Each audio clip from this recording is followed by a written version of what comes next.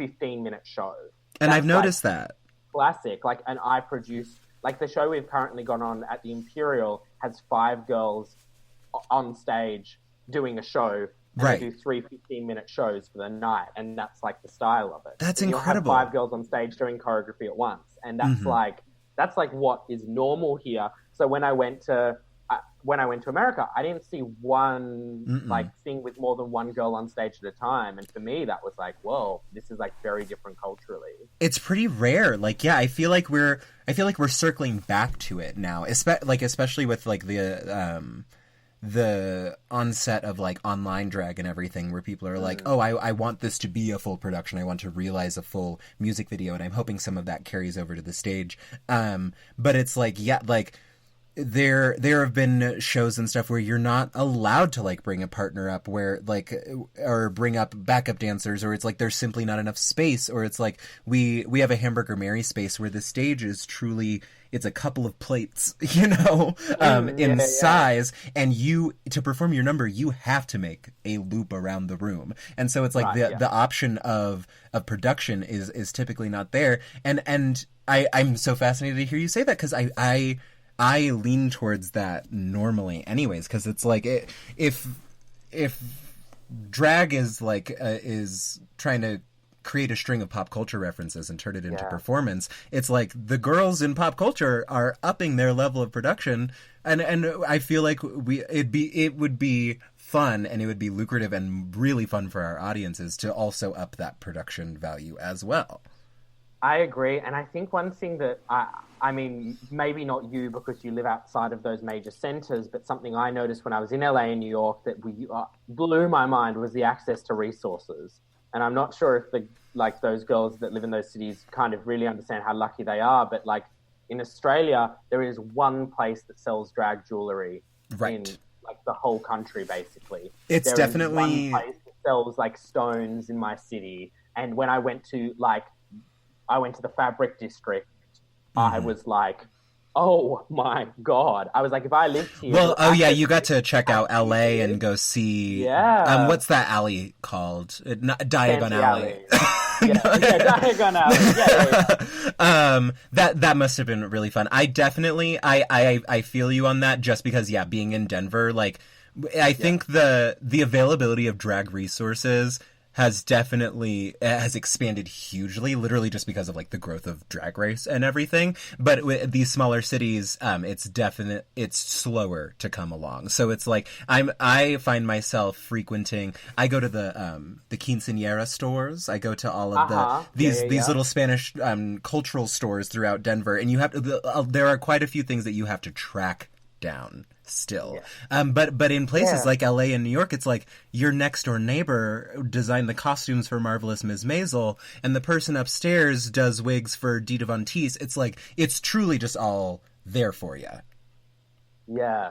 I was also very surprised about how many people in LA were just very willing to just let you kind of into their spaces. Because a lot of people had told me LA was going to be you won't, like, LA will be very social. Like, there'll be doors. That's so not true. It's social climby, definitely, in that everybody's aspiring to something, but everybody's very kind and open and hippy dippy.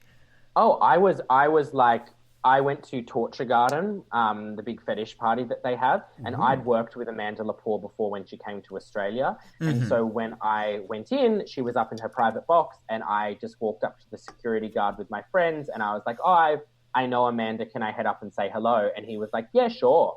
And so we sat in Amanda's box for the rest of the night with like, Love Bailey and like Candy Ken and all of these kind of people. God. And I was expecting not hostility, but, at least a little bit of suspicion, like who are these people from Australia just hanging out? So I was with a few of my friends. But it really was just like very, very open. I did not find the same thing in New York. New York was very, very like, who the fuck are you? Why are you here in our space? What are you trying to do? Yes. Much less friendly than LA, which is the opposite of what I've been told when I was heading there. They were like, LA will be full of fake people who won't be your friends, and New York is an artistic, thriving community. And I'm sure New York is a thriving community, but it was very closed off. Well, here's where I think the mix up with that happens when people talk about them. And I honestly think that, like, I think there's a lot of distilling that you can do of the entire West Coast down to LA and the entire East Coast down to New York. Because as far as, like, those creative scenes, it's pretty homogenous. But it's like, in LA, the people themselves are, I feel, like, a lot more open and kind and wanting to share in resources and very, very welcoming and everything. But I think a lot of the work that goes on in LA, like, creatively, is a little bit more of that, a little bit more exclusive, a little bit more of the, like, base level shallowness of it. It's like, it's much harder to get into TV and movies and everything, and I'm sure there's a social hierarchy and everything involved in drag, and so I feel like the structure that's there is quite exclusive, but the people are so lovely and open and welcoming. And then I feel it's the opposite in New York, in that there's so many resources, art and everything is being thrown around, there are ideas being bounced off of walls, somebody's doing a show here and you take that inspiration and put it here. It's an amazing cultural exchange of ideas and everything, but the social strata itself is a lot harder to navigate. People are a little bit more exclusive, a little bit more, and New York people, I'm sorry, I really want to be booked when I go there eventually. But it's like, but everybody loves their gals and their guys, and they are less likely to explore outside of it. It's slightly more exclusive in that way, which has built this really thriving and amazing artistic community. But New York has so much more raw material to work with. Oh yeah, and I love both. I love going to both places. It was interesting just to, I suppose, walk into drag scenes completely fresh, because I can't do that in Australia. Like, even if I go to other cities in Australia, people know who I am or they have an understanding of me, and so it's hard to be like, walk into a room and people are like, oh, you're Etcetera from Sydney, and I'm like, oh yeah. Whereas walking into rooms completely unknown in America was so refreshing, because it was like, I can start from scratch and really just observe what this scene is about. And I was really drunk when I was in America the whole time. I got fucked up on your free pour, because Australian alcohol laws are so strict. Really?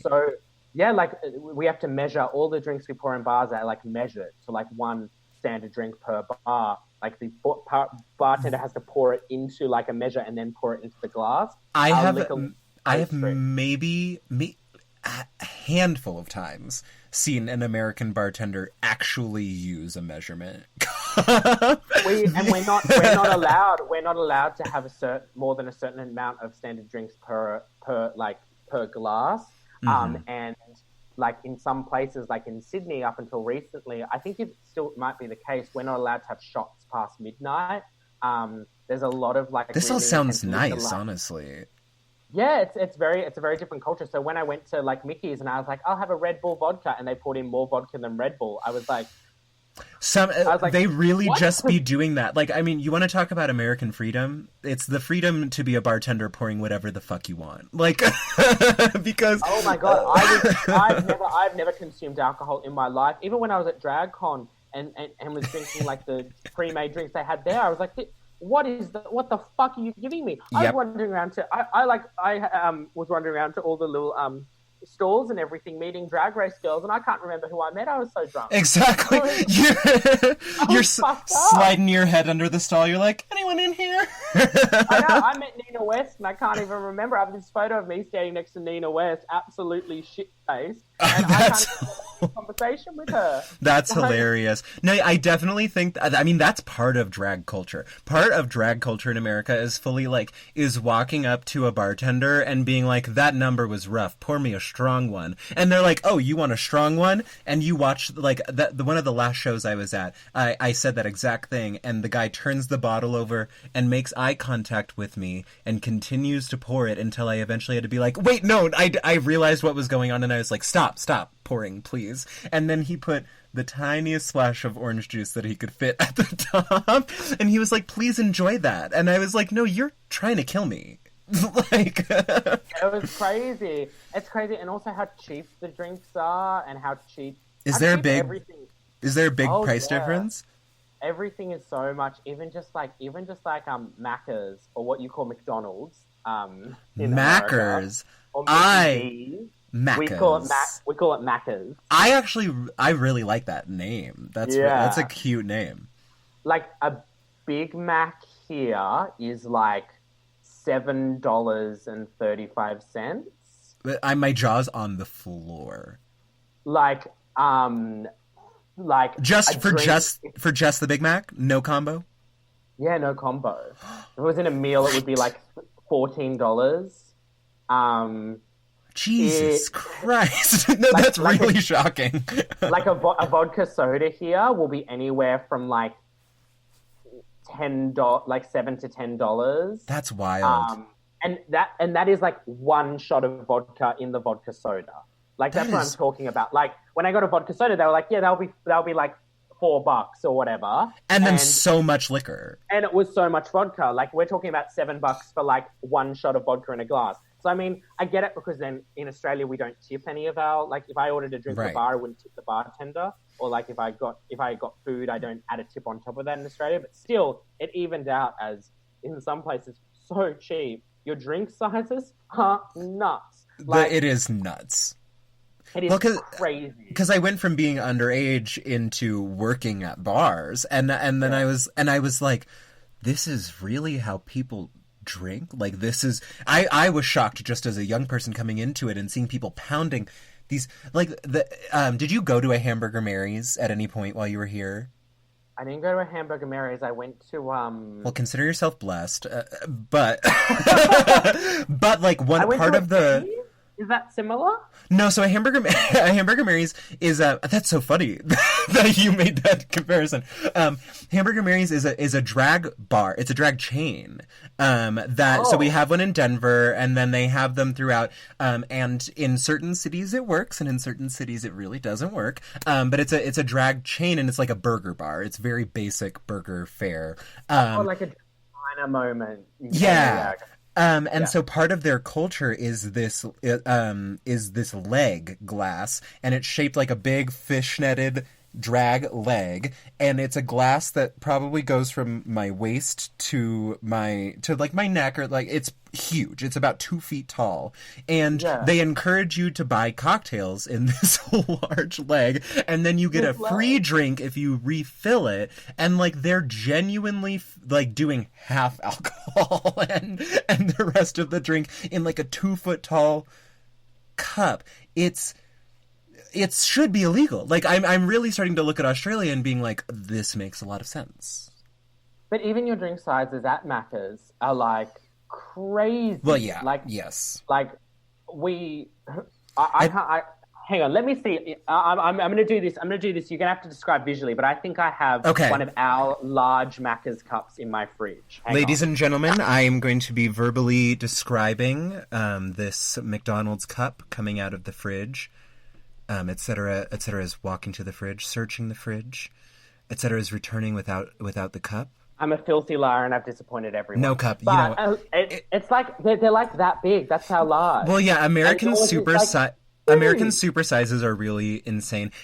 Somebody's gonna yell at me for not getting this reference, but there's like a pretty classic like American sketch where they're changing they're rebranding the sizes of drinks like at a movie theater, and somebody's like, and they're going up these ridiculous, insanely large cup sizes. They're basically putting a lid on a big popcorn bowl, and the person watching is like, this is getting ridiculous. That large is like an extra large, and they're like, well, don't worry, this is our child size, and it's like a huge bucket with a lid on it, and they're like, child size? What the fuck? And they're like, yes, because it's approximately the capacity of a liquefied child.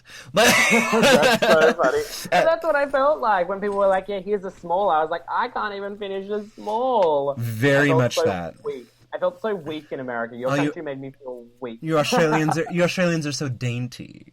With your little spiders and everything. With our killer animals. No, but I really enjoyed it. I was actually planning to come back in April. I was meant to come back for 3 weeks, but unfortunately COVID and everything happened. But yeah, I mean, I've got some really, really good friends here, and people that I'm close to, and people that I like appreciate, like my friend Alona, who was just on Drag Race Alona Verley, yes. Oh, yeah, so love Alona's like one of my closest people. She's the one that told me I should fight the mountain lion for me. Oh, that's who is with you in LA. That's incredible. Yeah, I mean, of course I know who Alona Verley is. Oh my God, that's amazing. Yeah, so